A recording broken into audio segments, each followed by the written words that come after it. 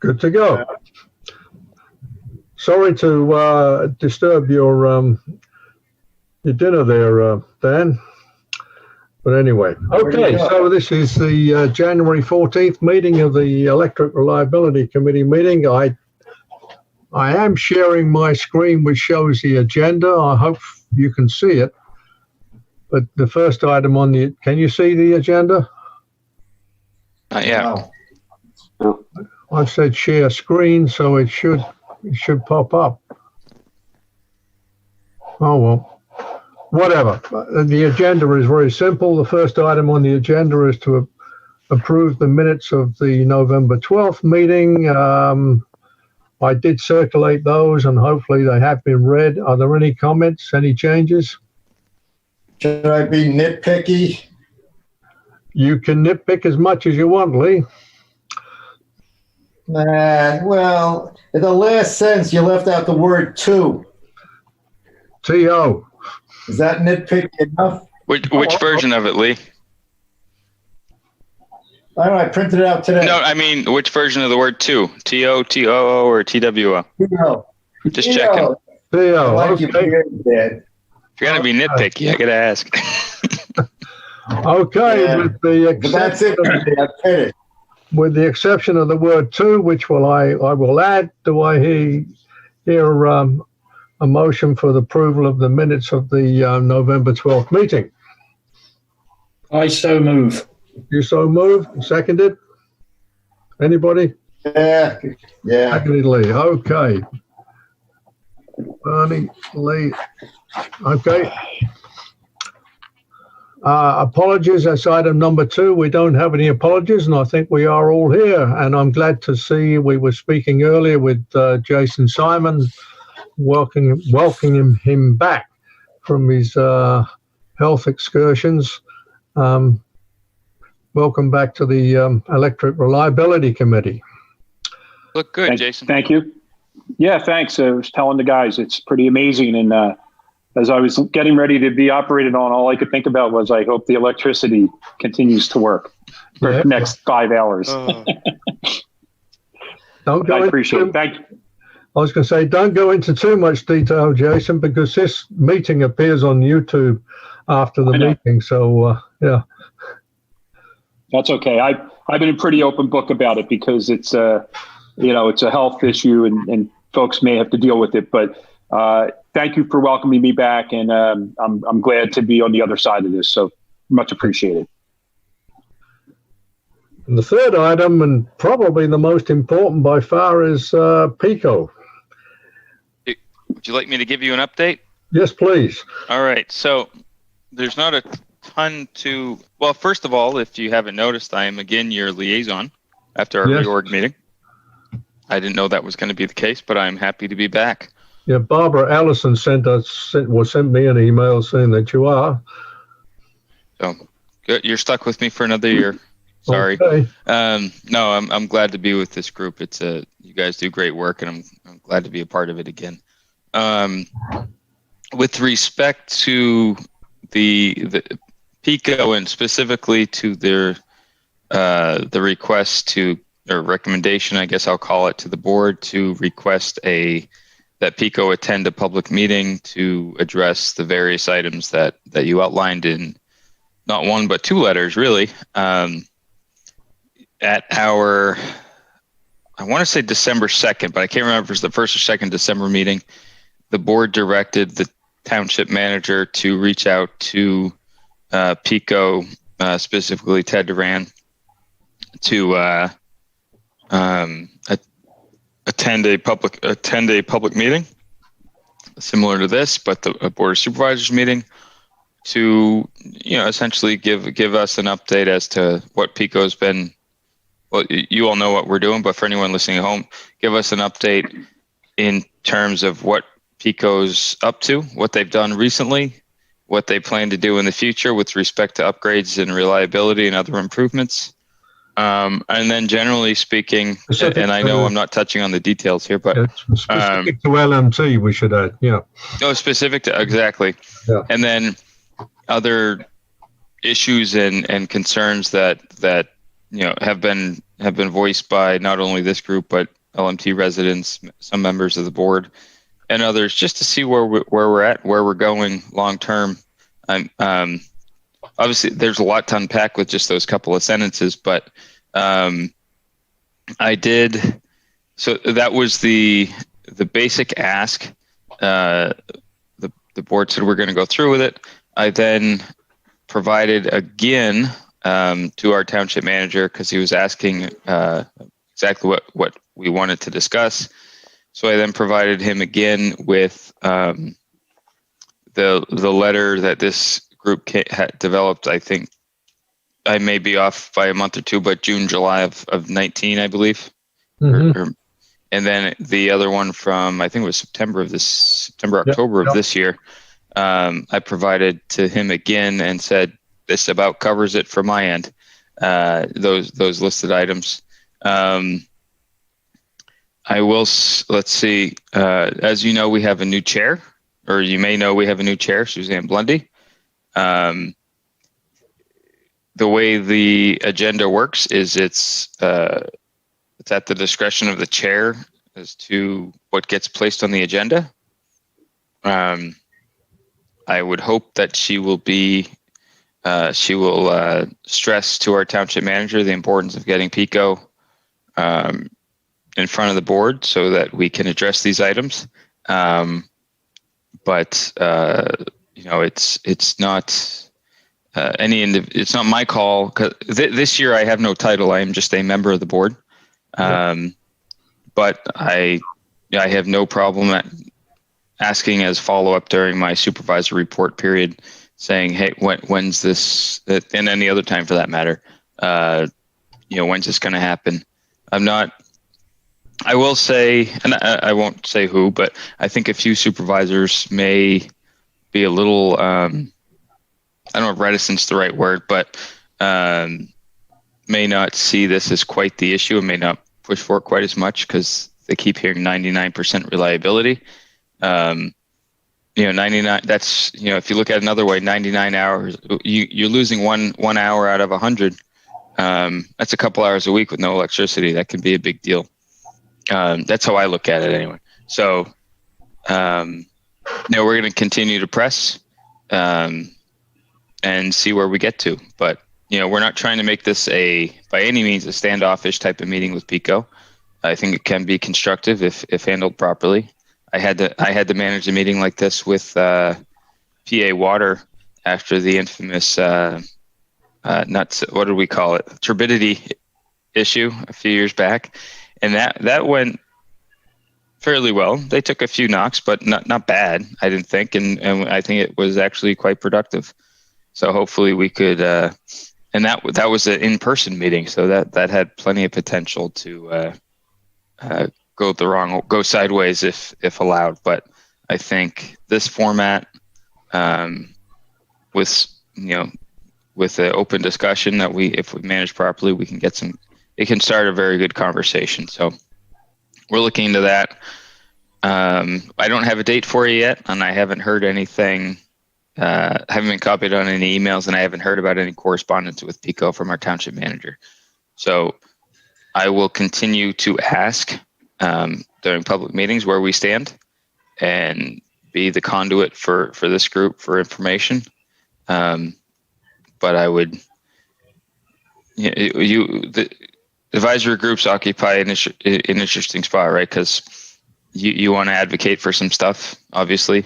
So we should be going through the liaison and the township manager to get that stuff done, since you've had recommendations and are advising on certain things. But you are still citizens of the town, so you may want to reach out to some other supervisors to see who's on board. I know at least a couple of us are pretty strong proponents of a meeting with PICO.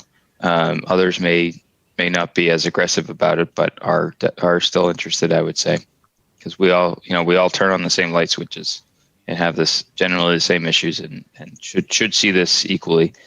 But that's what I have from the board. If anyone wants, I'm open for questions. If I can answer them, I will certainly do so. Two things. John and I were involved in a public PICO meeting, and it was a bloodbath. So hopefully the Zoom will be able to reduce the blood. But it was very emotive. So whatever the PICO meeting is, it needs to be handled with care. Otherwise, nobody's going to hear anything. They're only going to be hearing specific complaints rather than generalities. And the other thing that you said that was really important and included within the letter is that we need to know the metrics by which PICO says that 99% reliable. And not only is that now, was it 98% reliable before? And all the work that they've done, have they improved the reliability? So metrics is very, very important. Otherwise, we're whistling Dixie. Right on. Jason. Yeah, a couple things. First of all, Dan, I think, with my experience having been on that board, I really see this as a very apolitical issue. From a reliability standpoint, there is no politics when it comes to whose power is on or off, and so I really hope that with your guidance at the board level, and I certainly will reach out to those supervisors who I have a relationship with. I think this is an important meeting to have in that regard. I just want to recall that there would be an opportunity for the public to ask questions in this type of format. And to Bernie's point, perhaps not being in a room, which I've been in my career in this township, but being able to organize this would be beneficial for what's being said and heard. I'll let you respond, and then I have a third thing I'd like to bring up. So, and again, I'm not the chair, so it's up to the chair to figure out how they want to run it. But I mean, any meeting like this, I would think we would. I'm thinking about how I would personally handle it, and I would go in with I'd lay out some questions for them. I'd provide them some questions ahead of time, similar, some version of what you all have provided already, and probably a few more, and have them present that information with citations. Where are you getting your information from, and back up, what plan do you have? Is that published somewhere? Where can we go for more information in a very organized, professional manner? Because we're not here just to, as Bernie said, make it a bloodbath. We're here to truly be constructive and get some information. Because my personal opinion is, people fear the unknown or react against the unknown. So if there's no use hiding it, it makes it worse for you if you're going to hide it. So you might as well talk about what you're doing and give to the extent that they can from a public safety perspective. That's something else. But I think if they do that, and then it is a public presentation, the public has to be given an opportunity to ask questions. I mean, and we, as the chair, when you have groups like that, and this format is helpful because you can hit the mute button, I guess, if someone gets out of line. But generally speaking, you just, if we handle it professionally when we ask our questions, hopefully that'll set a tone for the meeting. People will ask their questions in a professional way, in a respectful way. I get that there are folks that are genuinely perturbed, let's say, by historic issues with PICO, but there were also people genuinely perturbed with the turbidity issue when we had that meeting, and they got a few tough questions, but generally speaking, people were, dare I say, well behaved and respectful, and they got their questions answered. And so did we. I agree with all of that. But I think, like I've said to this committee before, the challenge is that they're both a public utility and we're both residents and customers. And so I think that sort of is a little bit unique in the relationship, even with, as you mentioned, the water company. It would fall under, I think, similar levels of sort of that melding of public / consumer positioning. And then to follow up on Bernie's message, in my industry, the concept of triple nines is a pretty standard issue. It's all well and good until that percentage is Black Monday or an important day when it comes to e-commerce, for an example. So I would like to have an understanding not only of what improvements that they have, but what that really means. Because there's ways to have a 99% measurement that is, not to be completely funny, but it's 99%, 60% of the time, so I would really like to have a deep understanding about how those numbers are being calculated. Most organizations calculate those numbers to their benefit. And the challenge is that even if the power is down for an hour to a resident, that's a pretty costly hour in different ways to different people. And so I think ultimately the goal here and the tone we can set is one of learning as understanding resolution and planning and not, complaining, but, I think it's all relative. And I think it'll be challenging for certain people to hear that, we're operating at a 99% efficiency when they can point to, even I think a couple of weeks ago, an overnight stoppage in power in our development for a short window of time. So it'll be interesting. And it's not nothing you can address right now, Dan, but I think that as we formulate our conversation and our discussion points on this, those are things we should keep in mind. But we have to keep on your board to get this scheduled. So thank you. Oh, absolutely. Well, on the point of reliability and metrics, as getting back to Bernie's point, that really is the first item on the agenda that we've suggested to the township. The smart meter program should be providing now tons of information about the reliability specifically within LMT. And if you want to really get into the factors, I did include on the email I sent out earlier this week the link to the PUC reliability report for 2019. Yep. It's always running about 12 or 18 months behind time, but there they go through the KFIS, the SAFIS, the KDIS, and whatever, all the metrics used to monitor reliability. Well, I'd like to see what the smart meter program has done for that, for those measurements, and specifically within the township. But John, isn't that a general? The PUC data is just general for PICO. Yeah. So the thing is that we're looking for, as you made the point before, LMT information. Yeah, which the smart meter program should give them. But unfortunately, we don't have any baseline. No, we don't. So that's the trouble. Have you ever? And I know you had some. We've talked about meetings you've had with Perry Warren. Has there ever, and I can't remember, and I apologize if we've talked about this, has there ever been a formal request for information to the PUC specific to Lower Makefield Township and PICO? No, not that I know of. Okay. That might be something we look into and maybe ask our state senator, state rep to help out with. I'm thinking out loud, but I could tell you in a conversation that I had with our state senator, he has some interest in just that, Dan.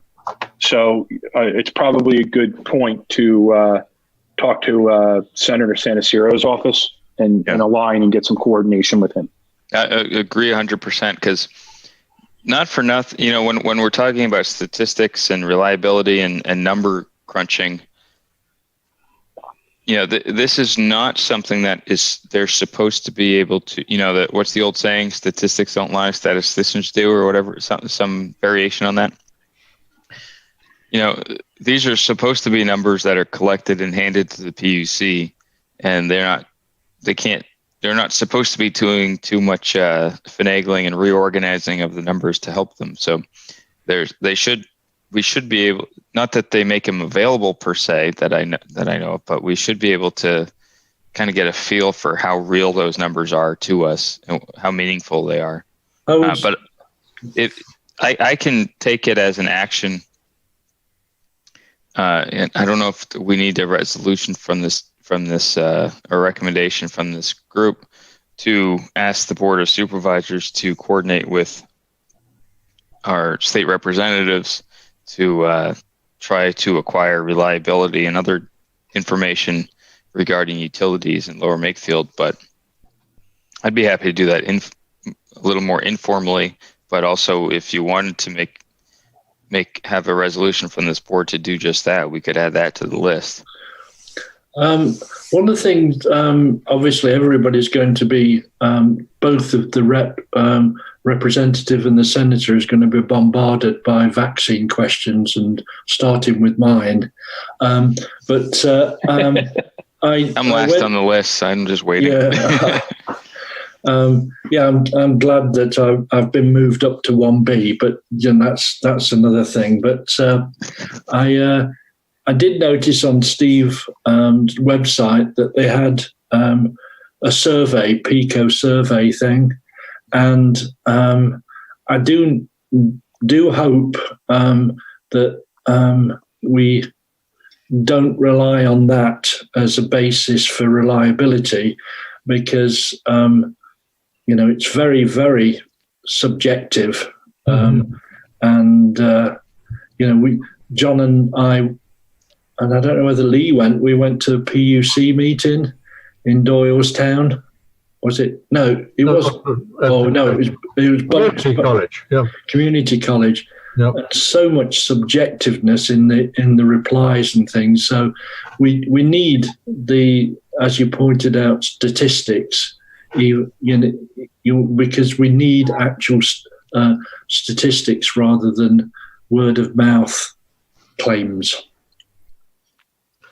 Well, the PUC report shows that PICO's performance, reliability-wise, has actually gone down.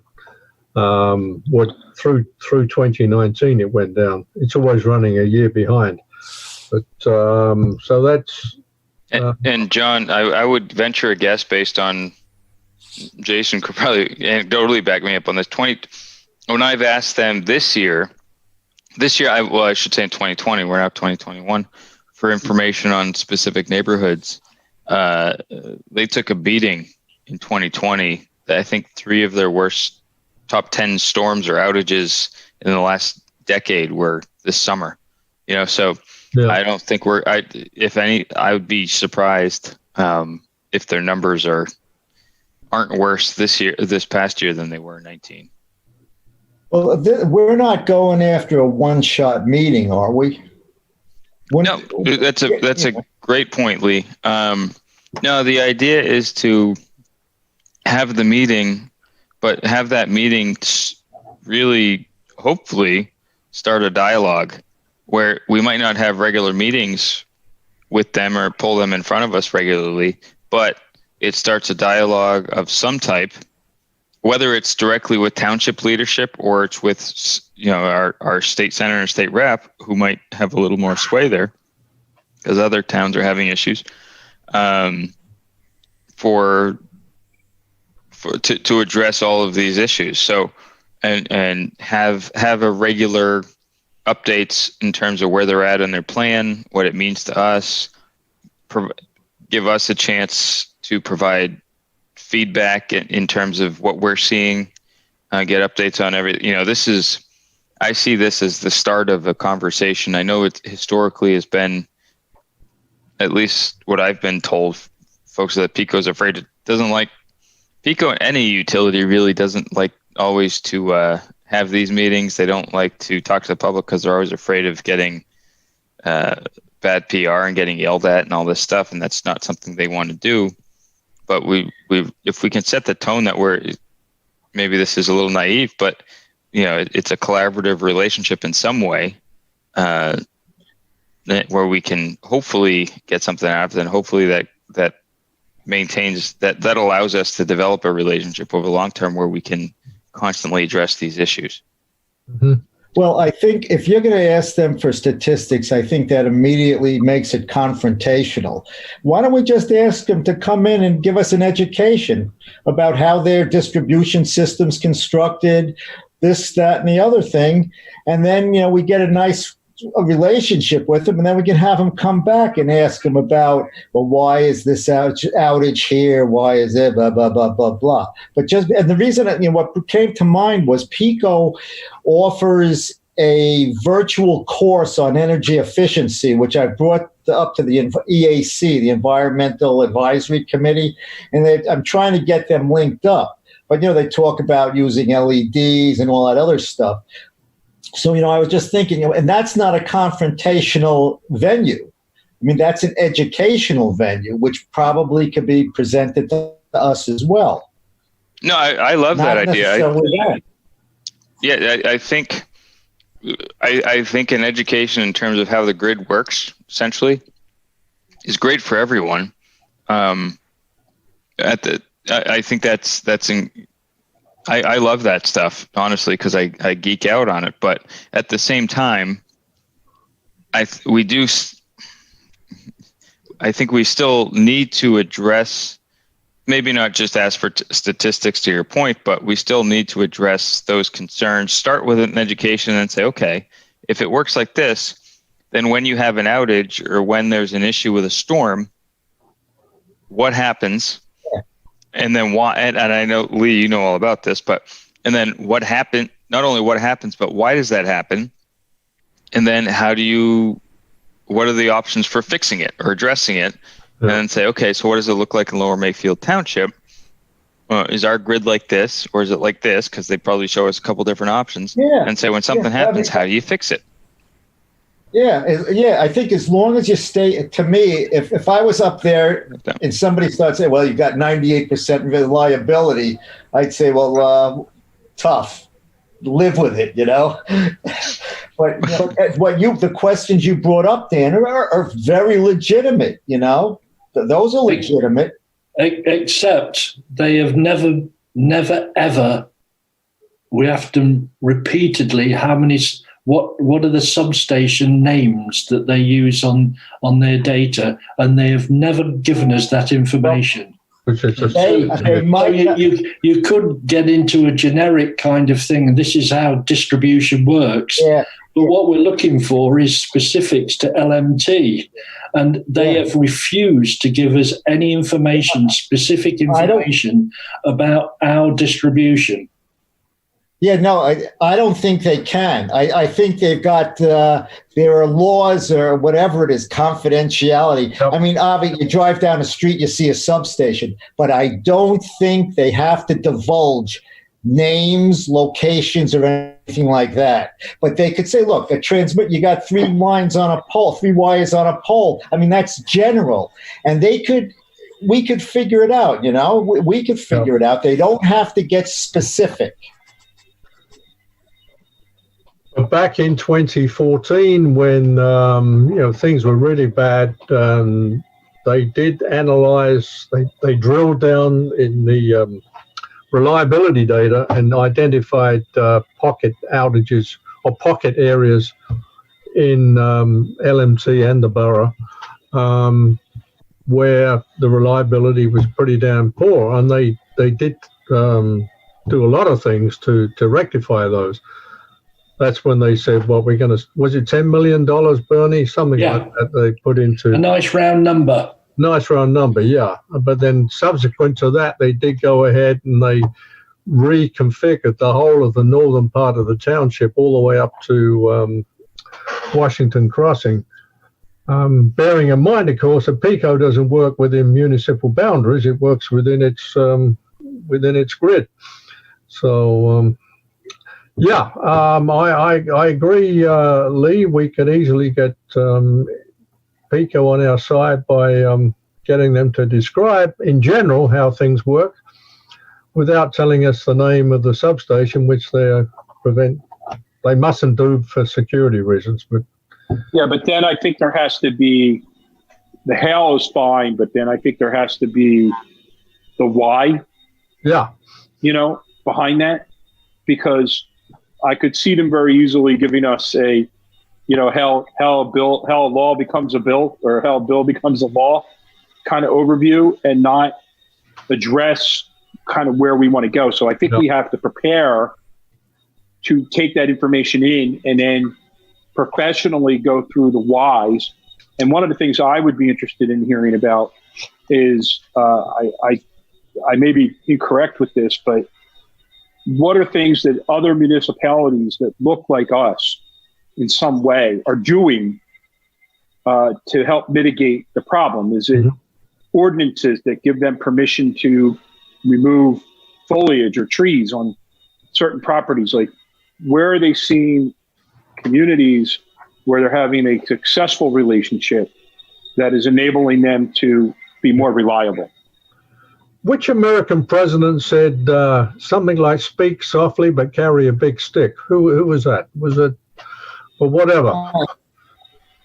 That sounds like a Teddy President Roosevelt Donald J. thing. Trump. Yeah, he speaks softly. No, I think it's Teddy. Teddy It's got to be Teddy. Teddy Roosevelt. Yeah, it was Teddy. So, following Lee's approach, that's the speaking softly bit. Get them salivating over explaining how things work. But then we got to come up with a big stick behind that. Yeah. Okay. It's always about delivery. I mean, it's you can get most of your questions asked if asked in the right manner, in the right order, I think. Yeah. Well, we can certainly do that if we went directly to the engineers. Well, Bernie and I both witnessed that when we spoke with Pico engineers. We could get them on site, and they were telling us things they weren't supposed to tell us. And I remember Ted Duran was getting quite agitated in the background, wasn't he? Well, do you guys think there's any additional hesitation on specificity, back to, I guess, Lee's point, considering the climate we're in right now and the concern about national security and potential disruptions? Well, yeah. I can actually speak to that. So, well, high level. So I work in the utility industry. I don't work with Pico, but I work in the utility industry. And one of the things when we work on high voltage, I mostly do high voltage stuff, so I don't do the distribution stuff. But most of the plans and drawings and all that stuff that are put out there, even to get permits, you put this big stamp on it or a big note on it that says CEII, Critical Energy and Infrastructure Information, meaning it's super secret, and only some of the permits we put that on don't show a lot of the, say, poles and wires, etc., and equipment that go in there, because they are subject to FOIA, right to know, whatever the state calls it, and that's okay. We're directed to do that by the federal government. So generally, and that's post 9/11. That's and we all know that's how that started. Since then, it's tightened up a little bit. I haven't heard anything on work that I've been doing that gets, that qualifies as CEII recently, because I think there's the concern has been elevated for quite some time that I don't think there's and the groups that we're seeing right now, I don't know if I should say this, but don't seem sophisticated enough to really go after that type of thing. But you never know. Well, we did have the. I know it sounds crazy, but we did have the Russian hack that we don't know anything about too. So. Well, yeah, and that's the cybersecurity with the grid and utilities is a big deal. That's been a topic for a while. For a long while. Yeah, I know. I just didn't know if there was any additional sensitivity. No, it's okay. I think I'll use air quotes, Russian hack or Chinese hack or some other hack is probably the biggest concern they have going on. Not that I'm a cybersecurity expert by any means, but that's what I hear the most about in the industry at the moment. Well, let me give you, there are things that you can ask specifically that can, and you can ask them, what about these recloses on this particular line? Where does it serve? And you could easily work that out by looking at the lines, etc. So I'm not sure that that's super sensitive, because the thing is that if a Russian guy was there, or one of these people, the other people were there, if they wanted to do something, I'm sure they'd go and inspect it or whatever. They wouldn't rely on drawings, I don't think.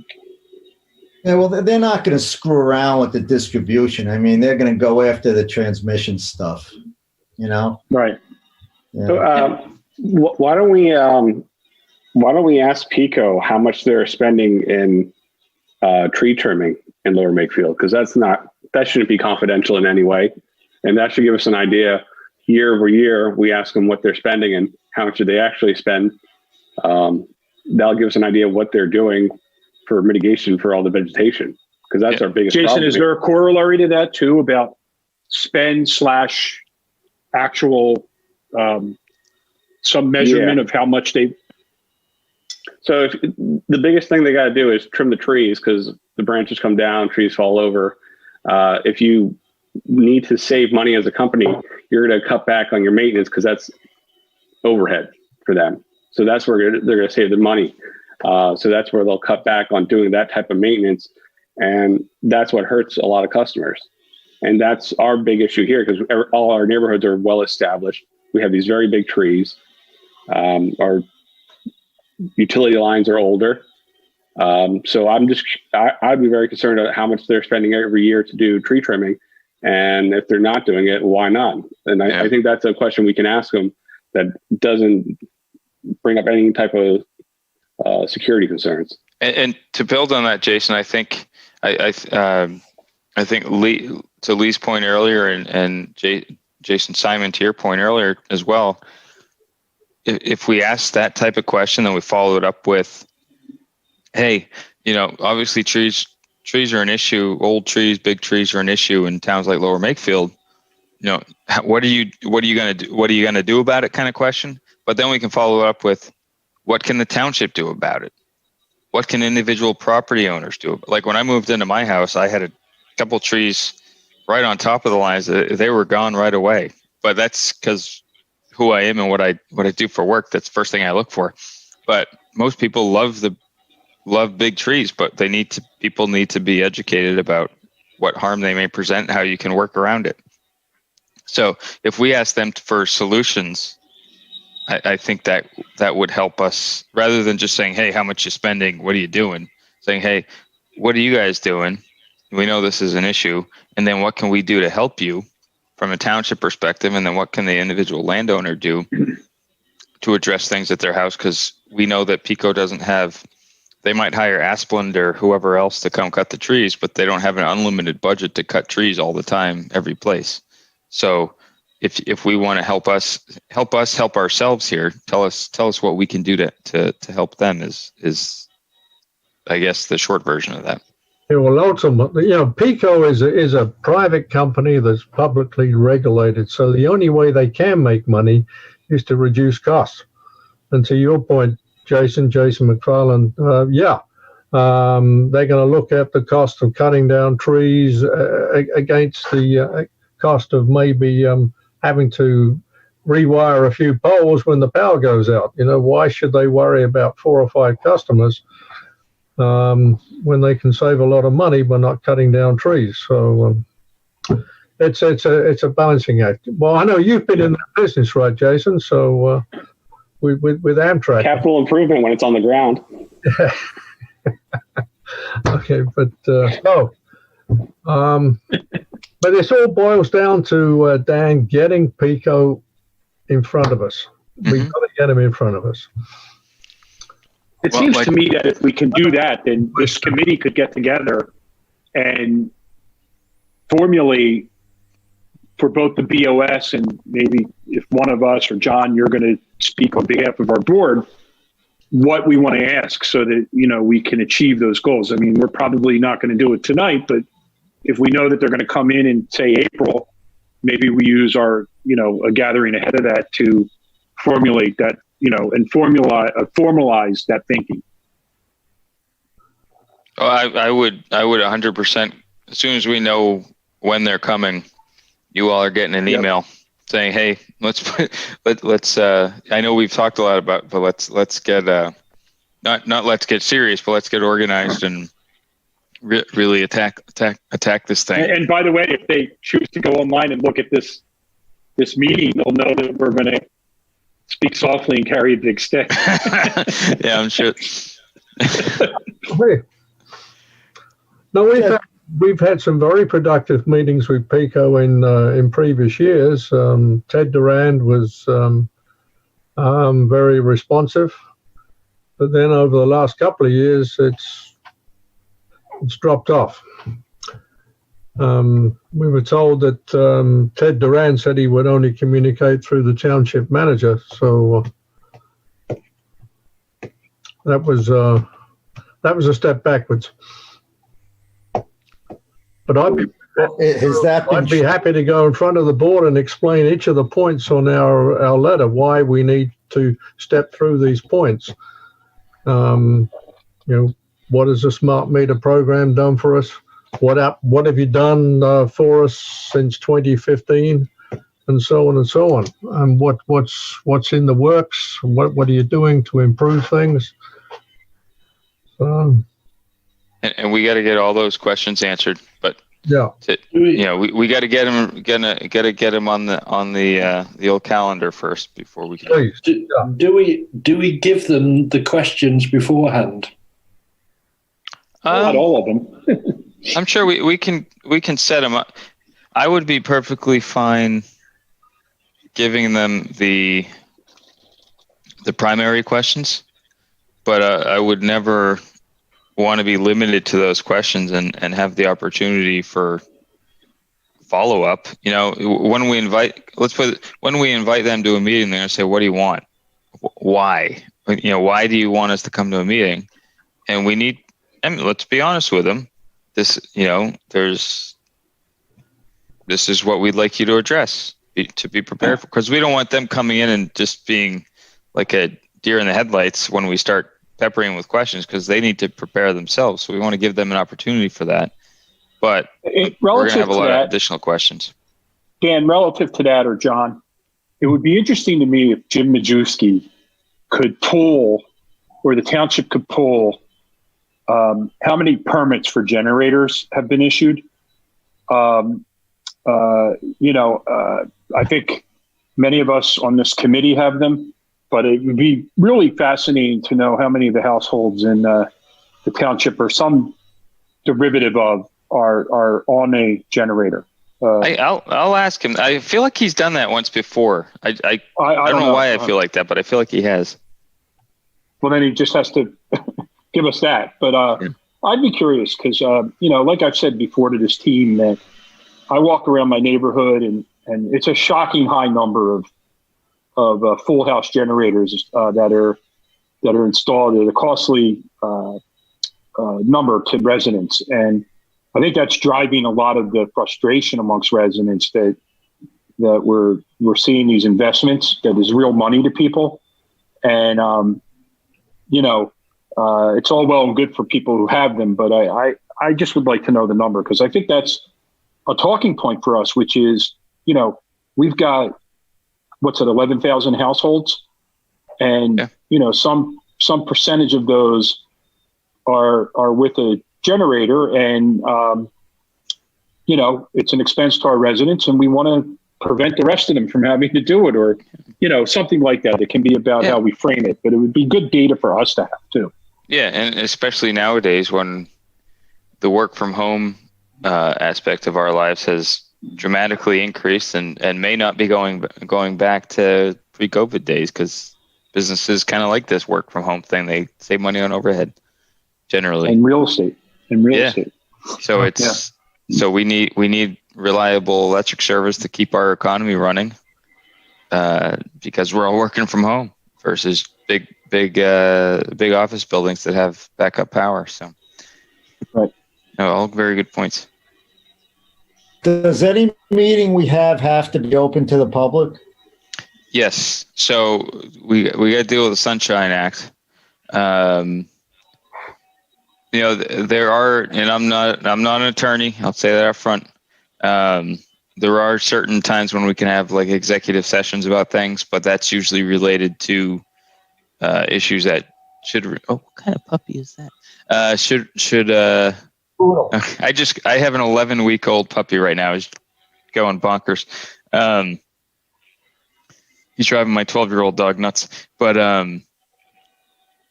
no, we have to address those specific issues. So it's I lost my train of thought. I saw a puppy. I'm sorry. but no, we just have to address those items and see where we get to. But we definitely have to get them in front of us. But we have to announce it to the public and make the meeting accessible to the public. So if it doesn't meet the check the boxes to be exec session approved, let me back up. The way we now it's got to be public. Anytime more than 2 Board of Supervisors members meet to discuss township policy, it's essentially a Board of Supervisors meeting. Needs to be advertised, minutes, all that good stuff, and the public needs to have access. If we had some ad hoc committee, which I don't believe the ERC is, meet who want to talk about some stuff. Sometimes the ad hocs can meet if they're not established by resolution or ordinance. But if you're established by resolution or ordinance, and similar to Board of Supervisors per Sunshine Act, if there's more than 2 of you in a room talking about those issues, that's technically a meeting. So that has to go through the whole process. So I don't think there would be much opportunity for like a pre-meeting or anything like that to sit down with them with any more than 2. If it's with the Board of Supervisors, any more than 2 at a time. But quite honestly, Lee, I don't know if we'd get how much we'd get out of that approach. I think it's important that the public has an opportunity to ask the questions and get them on the record. Well, the reason I brought it up is because like we're sitting here and we're saying we don't want to make it confrontational, right? But then somebody calls up and says, hey, my lights were out for 15 seconds the other day. What's the story? Blah, blah, blah. And, you can't stop that, right? Well, you can.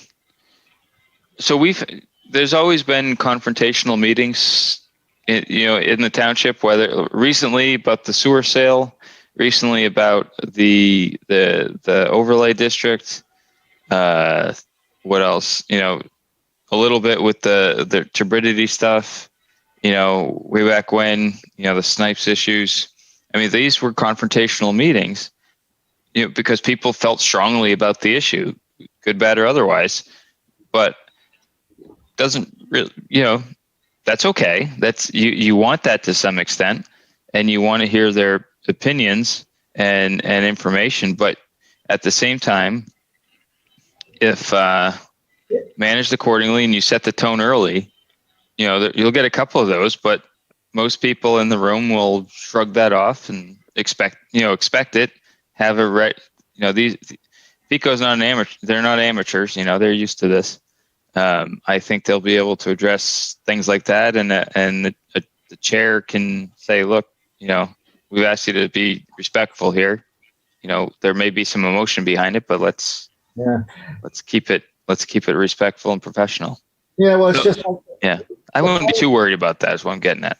Well, the thing is, if I was coming from PICO, let's say I work for PICO, and I say, oh, crap, I'm going to Lower Makefield Township. We're going to, this is supposed to be an educational meeting, but I know damn well I'm going to get bombarded with crap. So I'm going in with a negative slant on things. You know what I'm saying? Well, Lee, my experience is echoes Dan's. I think if the professional team, meaning the Board of Supervisors and then us, or John as our voice, if we maintain that decorum, I think a few calls from residents that are upset, actually in a funny way, will underscore the seriousness of what we're trying to accomplish here. And I'm not advocating for it, but I don't want to be in a position, I don't think we should be in a position where we're attempting to underscore, not to shadow my own word, but underscore the seriousness of why we want them there and what the community feels is a problem. And That's accountability. And I suspect that those types of calls, they're used to them, and it's going to be par for the course. I mean, All right. Dan, you've sat through those meetings, and I've sat through them. It's fine. I've been called every name in the book, from good, bad, and otherwise. And when you're sitting, especially, you get used to it, and sometimes sometimes it's warranted, sometimes it's not, but it's usually the same people. So you know who's going to say what, and then, but a meeting like this, you might get a few different people call in that don't normally call in, and ask some good questions. And that's really the key, is to try to get people to ask good questions. And just the board has to set the tone. And if we set the tone, most of the time, the people that call in will feed off of that tone. And if we're being professional, if we're asking good questions, then either we'll ask the questions that they're thinking that they want to ask themselves, and they say, okay, we got our answer, or they'll call in and ask something else, and they'll kind of feel, hey, you know what, they're setting a tone. I don't want to be the one that looks silly here, that is asking a question that's out of line. So I want to try and keep it honest. So, but again, you'll get a couple all the time that go off the rails a little, and we reel them back in and get their questions answered and move on. That's all. All right. Okay, so where are we going here, Dan? We're relying on you to push along with the BOS. Yeah. So I'll circle back with the BOS now that we have a new chair, and this will, she's got to get organized around whatever if she has an agenda for the year or a plan set up. They know that I've been bringing this up almost every meeting, just checking on it. So I'll continue to check on it, advocate for it. And if we don't get something soon, I expect other people will probably be doing the same.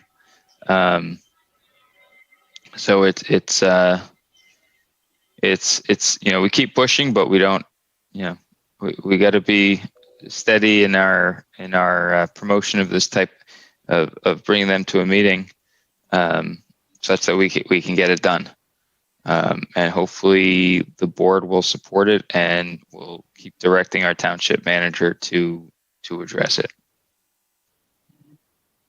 Okay.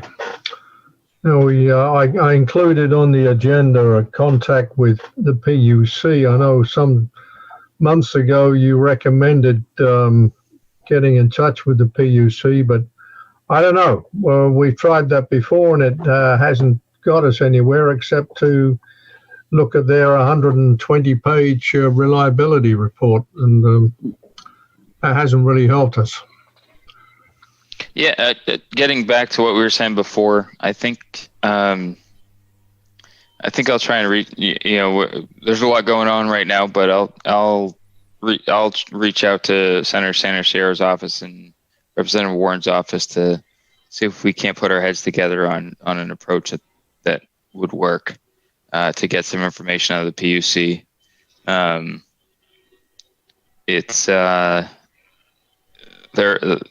There are different offices in the PUC that maybe we could approach. There's the consumer advocate. There's a few other things that are a little more aligned with some of our concerns, not just the PUC regulators, but there's different offices that are more consumer focused in terms of the rights of the consumer that may be willing to work with the municipality a little more than who we typically think of. So, but I'm thinking out loud. I don't have any clear ideas right now, but if I can reach out to, again, I'll try to talk to Senator Sanchero and Representative Warren to see what they've obviously been active in this arena. So see if we can combine efforts and get something out of the PUC. Well, my first question to the PUC would be, in their experience, their dealings, is there any municipality in Pennsylvania that's doing things which we should be aware of that have been positive and that have helped? Yeah. Yeah, no, those types of questions are great because it's looking at makes it, because that means we're looking inward to see what we can do better before we start blaming someone else. And that's usually a good way to start a conversation and set them at ease if we're asking them for information. Yeah. So, but no, I'll see what I can do with those folks. So I'm looking at the agenda on my other screen here. That's all I have there. Did you want to move to the way forward for the ERC? Yeah, well, that's essentially what we've been talking about. How do we go forward? I mean, we've been talking without contact with PICO. We're really just blowing bubbles amongst ourselves, and it's not getting us anywhere, which is kind of frustrating. Yeah, no, I hear you. We need, the good thing is you're now meeting on a fairly regular basis relative to previous years, right? I'm showing up to meetings so that you have a more direct connection to the board. Appreciate that. And that's, I think, more regular, and then just keep the main thing is to keep getting the message out there that we want to meet with PICO, and make sure that it's heard so that people have to act on it. Because if they don't hear your message, they figure, not that they figure it's okay, they just figure, okay, we can go look at something else right now until we, people are focusing on it. So got to keep the focus on it, and then keep gentle pressure on people to bring to address it.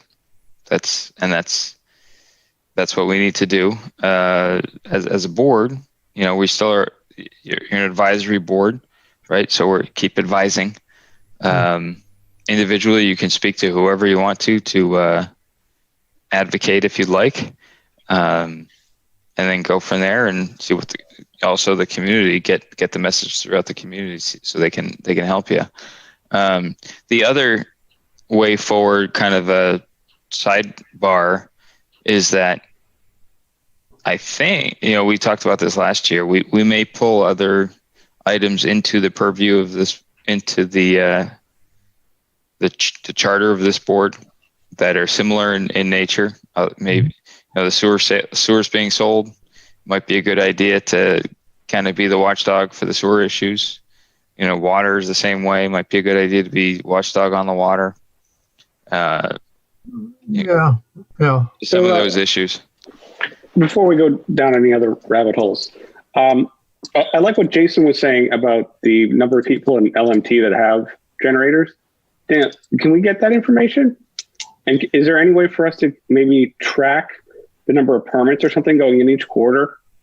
And then us just have that information and put it on our notes so that we can be like, hey, look, last 4 months we had 5 new permit applications.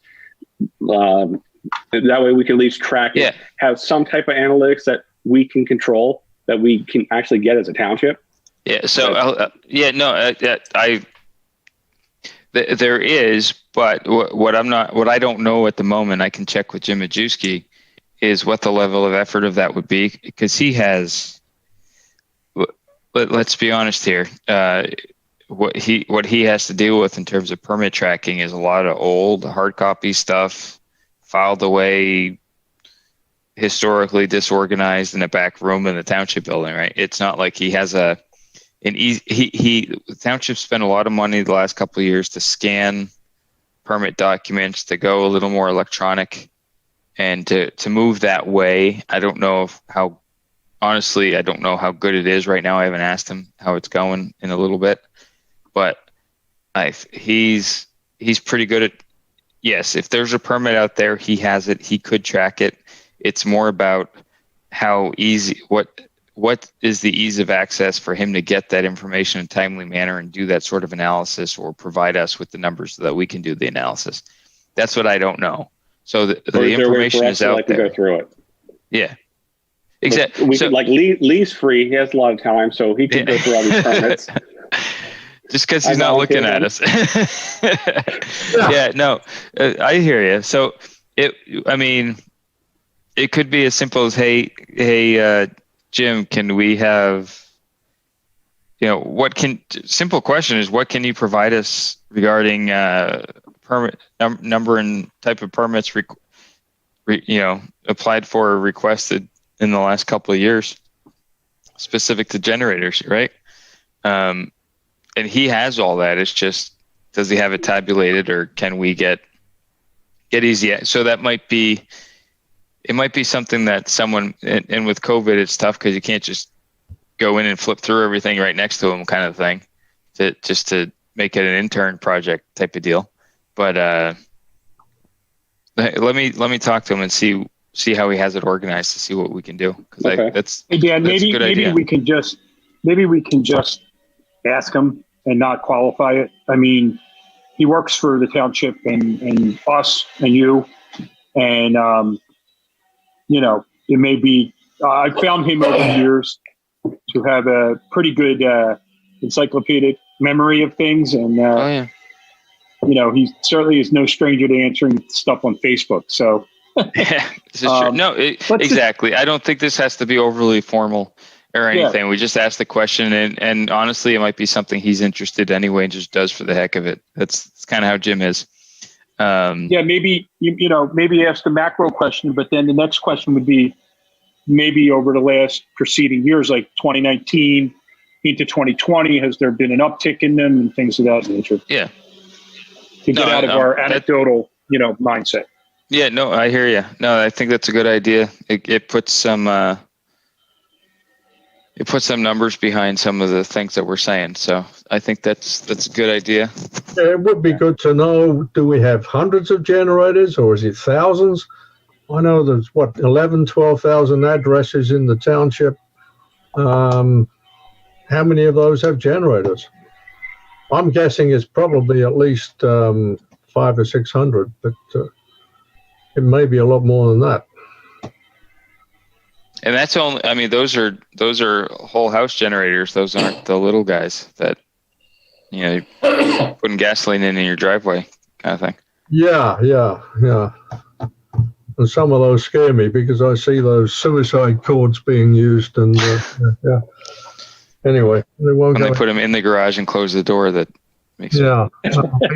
People think they can do it just by backfeeding into a socket, and it doesn't work that way.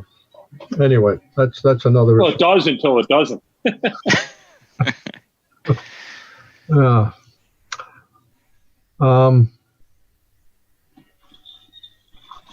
Any other items? That's the next item on the agenda. I know when you first started, Jason, I know you mentioned putting something together that we should put on the website, saying what to do in the event of a power outage. I have to work on that. I know I owe that as a deliverable. I got a little distracted since we had that meeting, but I understand why. But anyway, he's busy working on his beard. Yeah. Me too. But I'll take that up, John, and circulate something to the committee, and then maybe by the time we meet the next time, we can have something to look at. Yeah. So the net result of this meeting, Dan, is it's all up to you. All right. No problem. Which is fine by me. That's the kind of meeting. Yeah. All in favor of that? Yeah. I don't have a vote, apparently. Dang it. No, you're just you're the liaison, Dan. You're taking on a workload. We appreciate it. No, that's what that. I know we're joking around, but that's what I'm here for. So, the bottom line, if is that without any contact with PICO, we're just blowing bubbles and wasting our time, and none of us like doing that. So, sure, we're interested in how the grid comes together and how it all works, but that's. We're the reliability committee. We're not the. We're not the electrical engineers of the township, but Yeah. anyway. So, Good meeting. is there anything else? Nope. Nothing else. I think John and Lee, you guys need to grow some facial hair here. We're outnumbering you. Wait till the next You meeting. gotta keep it on the top. Yeah, why are you wearing a hat, Dan? Why am I wearing a hat? Because I did That's some field. That's a cap, Lee. That's not a hat. That's a cap. I'm French. This is a chapeau. But no, I did some field work this morning and had a hard hat on. And when I got home, I looked in the mirror and said, I think I'm going to wear a hat the rest of the day because I have a lot of Teams meetings. But yeah, next time I'll clean up for you better next time, Lee. All right, thank you. And I'll bring my puppy so you can see my puppy.